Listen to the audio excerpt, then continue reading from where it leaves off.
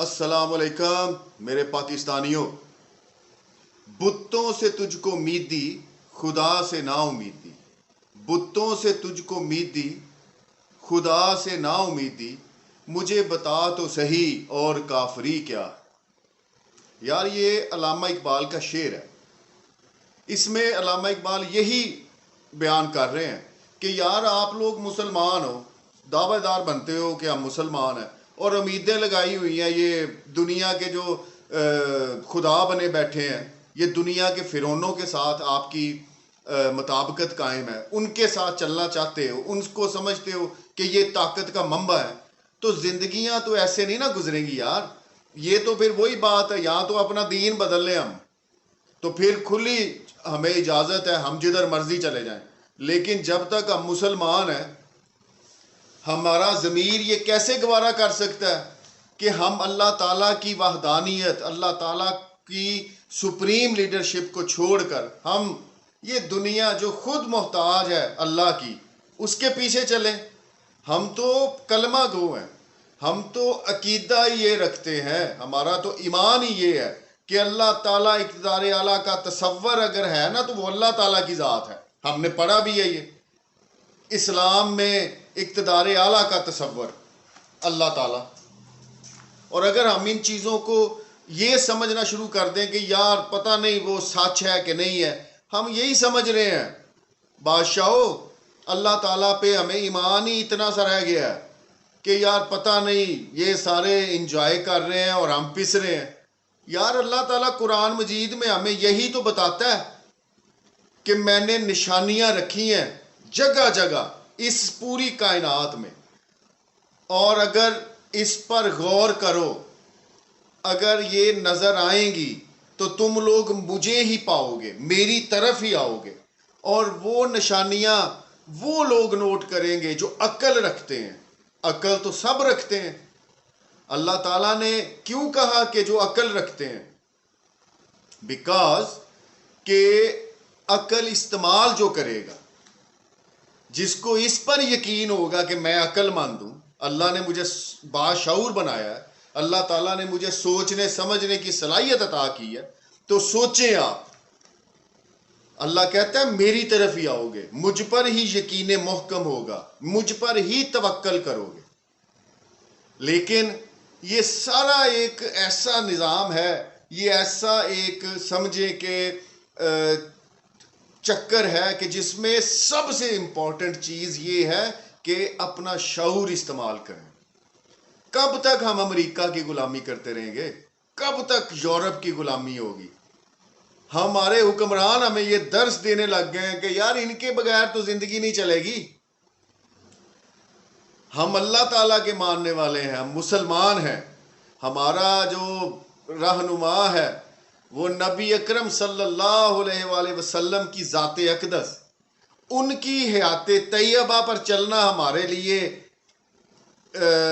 ایک سفر، زندگی کا سفر جو ہے وہ اس کو ان کے رستے پر چلنا، ان کو فالو کرنا متعین کیا گیا. یار اور اگر وہ متعین کیا گیا ہے تو ہم ایسا کیوں نہیں کر پا رہے ہیں؟ یہ ہماری کمزوری ہے. ہم اپنا شعور، اپنی عقل، اپنا دل، اپنا ضمیر استعمال ہی نہیں کرنا چاہتے. ایک بھیڑ چال ہے اور اس میں چلے جا رہے ہیں. یار ہم بہت مضبوط قوم ہے. پاکستانی جو ہے بڑے دلدار، اتنے بڑے دلوں کے مالک لوگ، جو پیسے کو، جو شہرتوں کو، جو دنیاوی آسائشوں کو کچھ نہیں سمجھتے ہیں. لیکن پسے ہوئے کیوں ہیں ہم؟ سوچیں. کیونکہ ہمارا جو اعتقاد ہے وہ اللہ تعالیٰ سے تھوڑا سا ایسے ہم شیٹر کر گئے ہیں. یار ہمارے لیے نبی اکرم صلی اللہ علیہ وآلہ وسلم کی ذات اقدس کا نمونہ ہے. کبھی ہم نے یہ دیکھا ہے کہ وہ زندگی جب گزار کے اس دنیا میں، جو ظاہری حیات میں اس دنیا میں موجود تھے، جن چیزوں کا یار ہم کہتے ہیں نا کہ یہ نہیں ہے، وہ نہیں ہے، وہ نہیں ہے، یہ نہیں ہے، ان چیزوں کا تصور بھی اس دور میں نہیں تھا. جیسے بجلی، جیسے بڑے بڑے محل، جیسے روپیہ پیسہ، بینک بیلنس، موبائل اور بہت کچھ، وہ تو ان چیزوں کے بغیر زندگی گزار کے گئے یار. اور یار انہوں نے تو جہاد کیا. آج کا مسلمان تو جہاد اور ان چیزوں سے بالکل آری ہے، کوئی ہے ہی نہیں ہے زندگی میں کہ جہاد کیا جائے. ہمیں اللہ تعالیٰ نے اتنی بڑی آزمائش میں تو ڈالا ہی نہیں ہے کہ ہم کھڑے ہوں، جانیں قربان کریں اور نکلیں کسی جہاد پہ. نہیں ہے، نام بھی ہم بھول چکے ہیں. لیکن سب سے بڑھ کر دیکھو یار، وہ ہستی جو اکیلے اس دنیا میں جب آئے تو یتیم، اور جب سفر کا آغاز کیا تو تن تنہا، نبوت کا اعلان کیا تن تنہا، اور پھر حضرت ابو بکر صدیق، حضرت عمر خطاب، حضرت عثمان غنی، حضرت علی بن ابی طالب رضوان اللہ تعالی مجمعین ساتھ چلے. اور کسی نے کیا خوب کہا ہے، اور یہ سارا یہی منظر ذہن میں رکھ کر جس نے بھی یہ لکھا ہے وہ نبی پاک صلی اللہ علیہ وآلہ وسلم کی زندگی کو نظر میں رکھ کے لکھا کہ میں اکیلا ہی چلا تھا جانب منزل، لوگ ملتے گئے اور قافلہ بنتا گیا. یہ میں نے اور بھی بڑے صحابہ ہیں، میں نے یہ 4 ہستیوں کے نام اسی لیے لیے کہ یہ وہ ہستیاں ہیں جن کے بارے میں تمام مسلمان، ہر مسلمان ان کے نام جانتا ہے، اور یہ ہمارے خلفائے راشدین ہیں. لیکن ہمارے لیے یہ وہ لوگ ہیں جو رول ماڈل نبی پاک صلی اللہ علیہ وآلہ وسلم نے تربیت کی، اور یہ لوگ اپنے بعد چھوڑ کر گئے، ہمارے لیے نمونہ چھوڑ کر گئے کہ یہ لوگ ہیں، یہ میں نے تیار کیے ہیں، یہ میری ٹریننگ ہے، یہ دیکھو یہ ایسے بنو. لیکن ہمارا جو نظام ہے، ہم 1450-1500 سال گزر گئے، لیکن مسلمان جو ہے وہ پستی کا شکار. اس کی وجہ یہ ہے ہم آرام کو پسند کرتے ہیں، ہمارے اندر دین نہیں رہا. ہم دین کے لیے جو کوشش ہے نا وہ نہیں کرتے ہیں. یار ہم مسلمان ہونے کا دعویٰ کریں اور ہمیں اسلام کی جو بنیادی چیزیں ہیں ہمیں ان کا بھی پتہ نہ ہو، ہم ان پر بھی عمل نہ کر سکتے ہوں، تو یار یہ تو پھر ہماری زندگیاں جو ہیں، یہ اگر آپ دیکھیں کہ مٹیریلسٹک دنیا کی طرف جائیں تو ہم لوگ تو یار اس دور سے تو بہت اچھی زندگی گزار رہے ہیں. ہمارے پاس سائیکل ہیں، موٹر سائیکلز ہیں، گاڑیاں ہیں، گھر مضبوط بنے ہوئے ہیں، پانی ہے مل رہا ہے، گھروں میں ٹیپ سے آ رہا ہے، اور بے شمار چیزیں ہیں یار جو آپ ان سے زیادہ اس دنیا میں آرام دہ چیزوں کے ساتھ گزارا کر رہے ہیں. اور اگر یہی چیزیں ہم اللہ تعالیٰ کی اپنے اوپر نعمتیں خیال کریں اور شکر ادا کریں تو اللہ تعالیٰ ہمیں اور نوازے گا، اللہ تعالیٰ ہمیں عزت دے گا. یار عزت پیسہ نہیں ہے، عزت ہے انسان کا کردار، اور لوگ ایکنالج کریں. یہ ہستیاں وہ ہیں جو پیسہ مال و دولت کے پیچھے نہیں تھی، انہوں نے اپنے کردار میں وہ مار کے جو ہے نا سر انجام دیے جن سے آج تک پوری دنیا میں ان ہستیوں کا ایک مقام ہے، ایک عزت ہے، ایک ان کے کردار کی مثالیں دی جاتی ہیں. ہمارے مسلمان جو ہیں، ہم لوگ جو ہیں، ہم اپنا جو ماضی ہے نا ہم ایسے پلٹ کر دیکھنا ہی نہیں چاہتے ہیں یار. ہمیں دیکھنا چاہیے کہ ہم کن لوگوں کی میراث ہمیں ملی ہے، ہم اس میراث کے حقدار ہیں. ہمیں تو وراثت میں ملا ایک مایا ناز جو اس کائنات کا سب سے طاقتور انسان پروفٹ محمد صلی اللہ علیہ وآلہ وسلم، ہم ان کی میراث ہمیں ملی، ہم ان کے نام لیوا بنے. لیکن انداز اور اطوار میں ویسے نہیں رہے.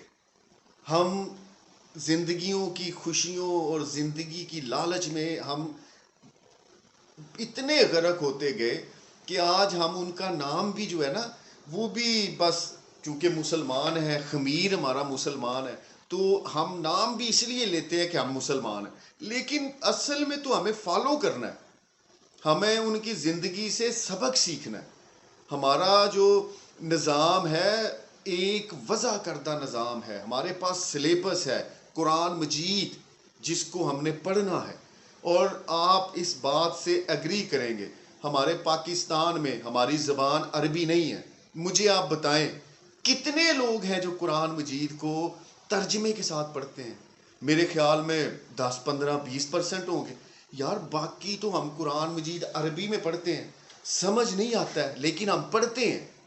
تو جب ہم قرآن کو صرف ایسے پڑھیں گے اور سمجھ نہیں آئے گا کیونکہ عربی زبان ہے، تو یار ترجمے سے پڑھیں، پھر آپ کو پتہ چلے گا کہ اللہ تعالیٰ قرآن میں کیا فرما رہا ہے۔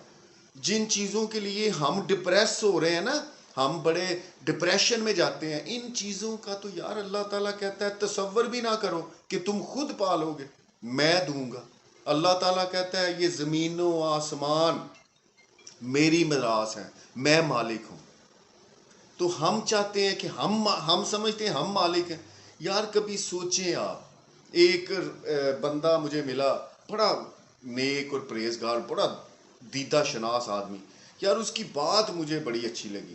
اس نے کہا کہ یہ ارد گرد میاں دیکھو یہ کتنی کتنی عمارتیں، کتنے کتنے بڑے لوگوں کے محل قائم ہیں، اور یہ 700 800 سال سے قائم ہیں، لیکن مکین یہاں سے چلے گئے جنہوں نے بنائے، ان کے بعد اور مکین آئے، کوئی نہیں ٹھہر سکا۔ اللہ کی میراث ہے نا، اس کو کوئی نہیں ہلا سکا۔ یار بہت بڑی پتے کی تھی کہ یہ اللہ نے بنایا ہے نا، یہ اللہ کا دعویٰ ہے نا کہ میرا میراث ہے، یہ میری ملکیت ہے، ملکیت اللہ کی وہیں مکین چلے گئے۔ ہم یہ سوچتے نہیں ہیں۔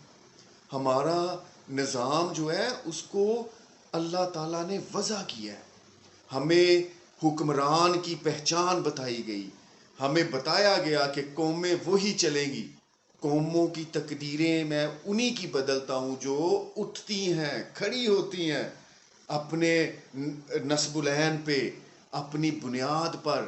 ہماری بنیاد اسلام ہے، ہمارا پہلا موقف یہ ہے کہ ہم مسلمان ہیں، اور ہماری ہر مومنٹ کی جو ابتدا ہے اس کی بنیاد، اس کی اساس اسلام ہونا چاہیے۔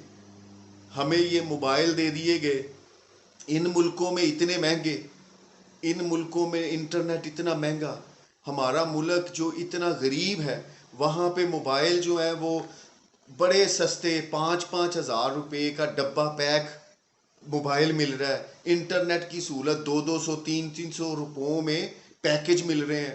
یار یہ سوچیں آپ، ہمیں یہ کن چیزوں کی طرف دھکیلا جا رہا ہے؟ ہماری نسلوں کو بڑی پلاننگ کے ساتھ یہ چیزیں دی جا رہی ہیں، شعور نہیں دیا جا رہا، تو وہ اسی وجہ سے وہ صرف انہی چیزوں میں کھو کر رہ گئے ہیں کہ یہ ایپ میں دیکھو، اس ایپ میں دیکھو، انجوائے، ہنسنا، اور دیٹس اٹ۔ کوئی ایسی اس میں مجھے تو نہیں لگتا کہ اتنا ضروری ہے کہ ہم انٹرنیٹ اور یہ چیزیں استعمال کریں۔ ہمیں نماز، روزہ، حج، زکوٰۃ، ان چیزوں کا اہتمام کرنا چاہیے، اللہ سے دعا مانگنی چاہیے کہ یا اللہ ہمیں اس قابل کر کہ ہم ان چیزوں کے پابند ہو جائیں۔ تو یار جب آپ ان چیزوں کے پابند ہو جاؤ گے نا، تو روپیہ، پیسہ، یہ عیش و آرام، یہ آپ کو اتنی ان کی آپ you will not crew for that, you will just understand what is going on. اگر آپ ان چیزوں کو سمجھیں گے تو آپ کو پتہ چلے گا۔ یہ روپیہ پیسہ جو ہے یہ اس کائنات کی حقیقت نہیں ہے، یہ تو اللہ تعالیٰ فرماتا ہے کہ یہ دنیا فانی ہے۔ ہمیں یار اس بات پر ہمارا پورا عقیدہ ہونا چاہیے کہ ہمارا نام پکارا جائے گا، اللہ نے بلانا ہے تو پکارا جائے گا۔ تو یار جب اللہ نے پکارنا ہے تو ہم سے پوچھا جائے گا کیا کر کے آئے ہو، لاؤ اپنا اعمال نامہ، دکھاؤ کیا کر کے آئے ہو۔ ہمیں اس چیز کی فکر کرنی چاہیے۔ یار ایک دن مرنا ہے، کوئی انسان نہیں بچ سکے گا، ہر ایک نے مر جانا ہے، تو یار اس کے لیے بھی تیاری کرنی چاہیے۔ یہ 40 50 60 سال کی زندگی جو ہے یہ ان کے لیے ہے جو جن کا آخرت پر ایمان نہیں. ہمارا آخرت پر ایمان ہے. ہمارے لیے تو یہ زندگی عارضی ہے. نبی پاک صلی اللہ علیہ وآلہ وسلم کی حدیث شریف ہے، فرمان عالی شان ہے کہ جو مومن ہوگا اس کو یہ دنیا، یہ زندگی قید خانہ محسوس ہوگی. اور یہ بھی ایک بہت بڑا فلسفہ ہے، اس پہ بھی بہت بات ہو سکتی ہے، اس کی تشریح میں بہت کچھ ہے.